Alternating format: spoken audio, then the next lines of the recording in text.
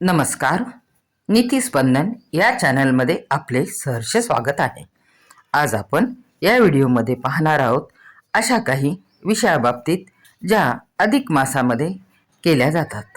हिंदू धर्मात अधिक महिना म्हणजेच धोंड्याचा महिना हा केवळ एक अतिरिक्त महिना नसून तो आध्यात्मिक प्रगतीचा आणि ईश्वरी कृपा प्राप्त करून घेण्यासाठी एक सुवर्ण असा काळ मानला जातो. या काळामध्ये केलेल्या दान, धर्म, जप, तप, पूजा, विधी या सर्वांचे पुण्य अधिक पटीने प्राप्त होते.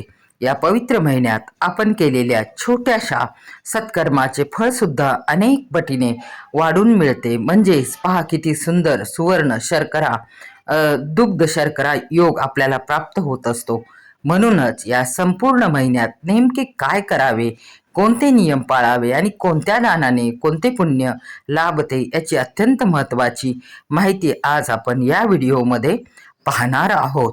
कारण या व्हिडिओमध्ये असे काही विषय आपल्या समोर येणार आहेत जे आपल्या आवडीचे असतील. त्यामुळे व्हिडिओ शेवटपर्यंत नक्की पहा आणि व्हिडिओमध्ये ज्या काही गोष्टी आहेत त्या तुम्हाला आवडल्या असतील तर कमेंट्समध्ये अवश्य सांगा. अधिक महिना धार्मिक आणि आध्यात्मिक दृष्टिकोनातून खूप महत्त्वाचा असतो. प्रत्येकजण काही ना काही नवनवीन माहिती देण्याचा प्रयत्न करत असतो. अशीच माहिती देण्याचा प्रयत्न आपण या व्हिडिओमध्ये केलेला आहे. या काळात केलेली सत्कर्मांची फळे अनेक पटीने वाढतात. मग ही सत्कर्मे कोणती असतात, काय असतात आणि कशी करायची असतात? तर या महिन्यात कोणतेही मंगल कार्य केले जात नाही. म्हणजे हा महिना वाईट आहे असे नव्हे, परंतु हा परंपरेनुसार चालत आलेला एक प्रथा आहे. हा महिना भगवान श्री विष्णू यांना समर्पित असतो. हा महिना श्री विष्णू यांना अतिशय प्रिय आहे असा परंपरेमध्ये उल्लेख आहे.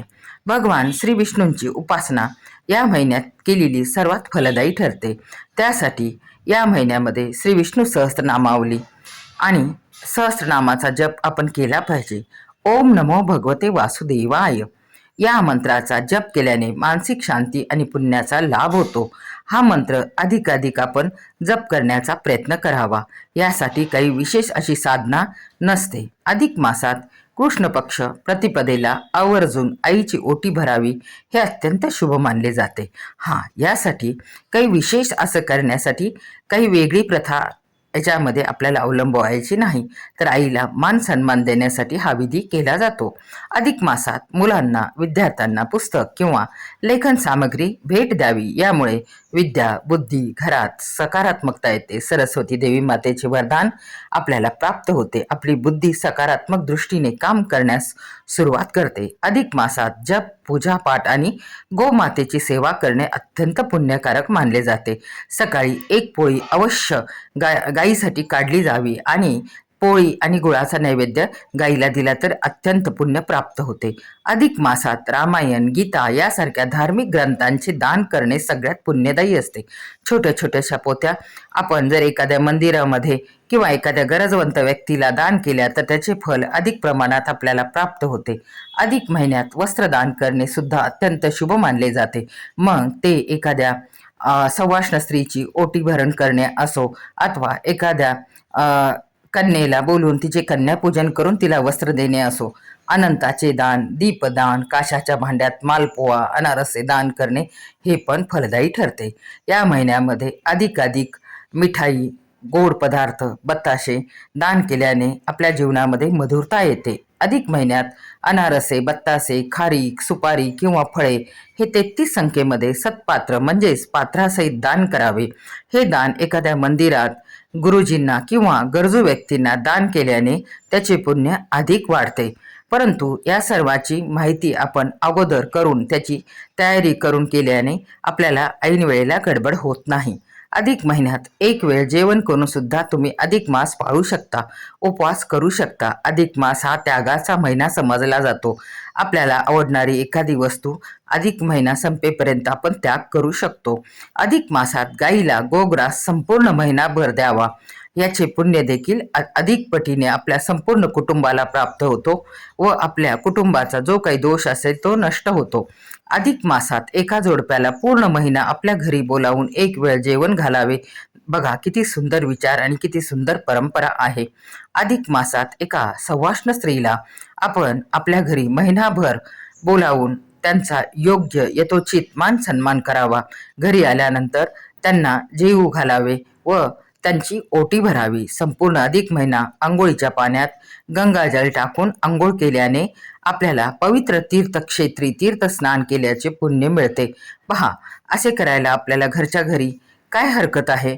भगवान श्री विष्णूंना आवळा अत्यंत प्रिय आहे, म्हणून अधिक महिन्यामध्ये त्यांना आवळा, पिवळी फुले आणि काही लोक आवळा करून त्यामध्ये तेल किंवा तूप भरून त्याचा दिवा श्री विष्णूंसमोर आपल्या घराच्या मंदिरात अथवा विष्णू मंदिरात अर्पण करतात. आवळ्याच्या झाडाखाली आपले धार्मिक अधिष्ठान जप तप करतात.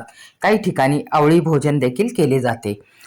आवळ्याला कोरून त्यामध्ये तिळाच्या तेलाचा दिवा देवासमोर किंवा मंदिरासमोर लावल्यास आपल्याला अक्षय पुण्याची प्राप्ती होती. हा विधी देखील आपण योग्य रीतीने जाणून घेण्यासाठी आपल्या व्हिडिओची नीट पाहणी करा. हळदी कुंकू स्वास्तिक व्रत, गोपदम व्रत, लाखोळी व्रत अधिक महिन्यामध्ये सर्वात फलदायी ठरते. या व्रतामध्ये आपण सूर्यदेवांना जल अर्पण करू शकता, तुळशी मातेला जल अर्पण करू शकता, पितृदेवांना जल अर्पण करू शकता आणि पुण्य कमवू शकता. अधिक महिन्यात दररोज तुळशीची पूजा करावी. त्यामध्ये तुळशी मातेला हळदी कुंकू, धूप, दीप अर्पण करावा. समोर रांगोळी काढावी, प्रणाम करावा. रोज एखाद्या सवाष्ण स्त्रीची खना नारळाने ओटी भरावी. याच प्रकाराने आपली दान धर्माची वृत्ती वाढते. मनाला मानसिक शांती, समाधानता प्राप्त होत असते. अधिक मासात जावयाला साक्षात विष्णूंचे रूप मानून वाण देण्याची प्रथा आहे. त्यांना आपण वाण अगदी भारीतली भारी वस्तू द्यावी असे काही नाही. आपल्या इच्छा क्षमतेनुसार आपण हे दान करू शकता. लेक जावयाला सोने, चांदी किंवा कपडे देतात. जावयाला तांब्याच्या पितळीच्या ताटात 33 अनारसे व त्यावरती दिवा ठेवून आणि त्यावरती दक्षिणा ठेवून दिली जाते. श्रीमद भगवद्गीता नक्की भेट द्या. भगवान श्री विष्णूंची कृपा सदैव तुमच्या कुटुंबावर, परिवारावर राहील. घरातील सर्व सदस्यांची मधुरता, एकमेकांशी व्यवहार, सुंदरता होत जाईल. अधिक मासातील वेगवेगळ्या दिवसांचे महत्त्व आणि सौभाग्य प्राप्तीचे सोपे उपाय आपण एका खास प्लेलिस्टमध्ये एकत्र केले आहेत. वेळ काढून ती अधिक मास प्लेलिस्ट नक्की पहा. तुम्हाला त्यापासून नक्कीच सुंदर असा फायदा होईल. तुमच्या प्रत्येक प्रश्नांची उत्तरे तिथे मिळतील. आणि हा महिना अधिकाधिक सुंदर रीतीने व्यतीत करण्याचा प्रयत्न करा. आपण सर्व प्रकारचे मिळालेले ज्ञान वापरून आपला हा काळ सुंदर व्यतीत करा.